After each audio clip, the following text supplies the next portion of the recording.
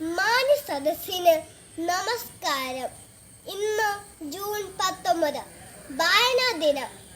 വായിച്ച് വളരുക, ചിന്തിച്ച് വിവേകം നേടുക എന്ന് നമ്മെ പഠിപ്പിച്ച പി.എൻ. പണിക്കരുടെ ചരമദിനം. ഗ്രന്ഥശാല സംഘത്തിന്റെ സ്ഥാപകനായിരുന്നു അദ്ദേഹം. കുട്ടികളായ നമ്മുടെ ഏറ്റവും വലിയ കടമയാണ് അറിവ് നേടുക എന്നുള്ളത്. അറിവ് നേടാൻ നാം കൂടുതൽ വായിക്കണം. അതിനായി നല്ല നല്ല പുസ്തകങ്ങളെ നമുക്ക് കൂട്ടുകാരാക്കാം. വായിച്ച് നല്ല അറിവ് നേടാം. കുഞ്ഞുണ്ണി മാഷിന്റെ വാക്കുകൾ ഓർക്കുന്നില്ലേ? വായിച്ചാലും വളരും, വായിച്ചില്ലെങ്കിലും വളരും.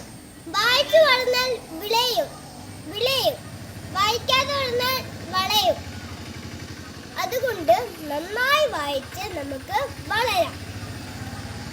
എല്ലാവർക്കും എൻ്റെ വായനാ ദിനാശംസ.